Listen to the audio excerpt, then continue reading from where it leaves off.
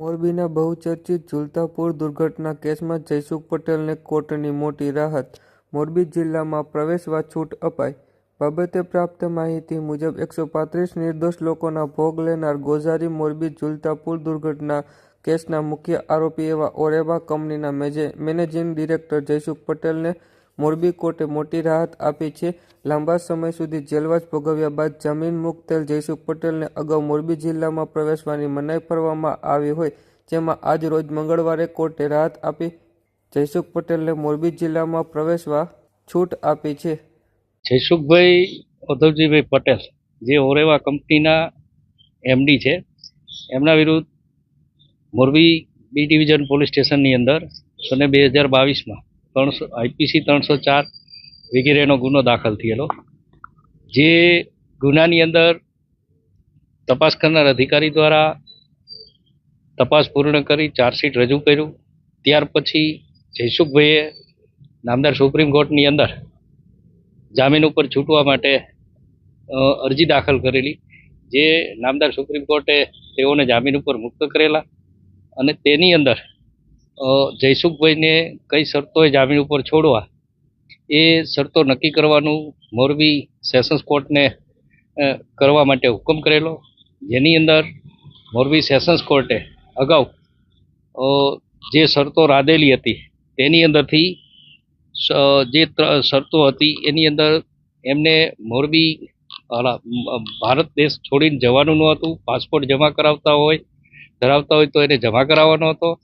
Plus Morbi જિલ્લાની અંદર આ ટ્રાયલ ચાલે ત્યાં સુધી પ્રવેશવાનું નહીં એવો નામદાર સેશન્સ કોર્ટ મોરબીએ હુકમ કરી જયસુખભાઈને ગઈ તારીખ 23/3/24ના રોજ સદર કેસમાં જામીન ઉપર મુક્ત કરેલો. ત્યાર પછી લગભગ એકાદ વર્ષ જેટલો સમય થયો. આરોપી રેગ્યુલર મુદતે હાજર રહેલા. નામદાર કોર્ટે જે કંઈ કન્ડિશનો મૂકેલી એ કન્ડિશનોની અંદર ચુસ્તપણે એને પાલન કરેલું. પરંતુ હાલના જે આરોપી રહ્યા એને જે પોતાનો બિઝનેસ છે એ બિઝનેસની અંદર વારંવાર વિદેશ જવું પડતું હોય, તેમજ અહીંયા એની હાજરી જરૂરિયાત હોય, એના ગેરહાજરીના કારણે એને ઘણું બધું નુકસાન થતું હતું. જેથી હાલના આરોપી જયસુખભાઈએ નામદાર સેશન્સ કોર્ટ મોરબીની અંદર ફોજદારી પરચુરણ અરજી નંબર 324/25થી શરત નંબર 3, 5 અને 8 મોડિફાઈ કરવા અથવા તો રદ કરવા માટે અરજી દાખલ કરેલી, જેની સુનાવણી નામદાર સેશન્સ કોર્ટ મોરબીની અંદર ગઈ તારીખ 10/3/25ના રોજ કરવામાં આવેલી. જે 10/3/25ના રોજ જે સુનાવણી કરવામાં આવેલી એ સુનાવણી અંદર નામદાર સેશન્સ કોર્ટ મોરબીએ તારીખ 10/3/25ના રોજ શરત નંબર 8 કે જે જયસુખભાઈ ઉદ્ધવજીભાઈ પટેલને મોરબી જિલ્લાની અંદર પ્રવેશવાનું નહીં એ શરત રદ કરી બાકીની 2 શરત વિશે કોઈ હુકમ જે હતી એમનામ રાખેલી અને એક શરત ની જે રજૂઆત હતી અમારી માન્ય રાખી અને એ શરત રદ કરી.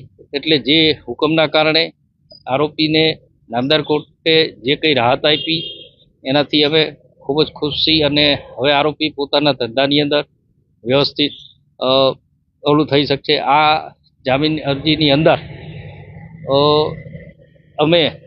હું એટલે કે HN મહેતા એડવોકેટ, રાજકોટના સિનિયર ધારાશાસ્ત્રી અનિલભાઈ દેસાઈ, રાજકોટના સિનિયર ધારાશાસ્ત્રી RR પરમાર તેમજ રજનીબા રાણા, આ તમામ લોકો આ કામની અંદર આના એડવોકેટ તરીકે રોકાયેલા.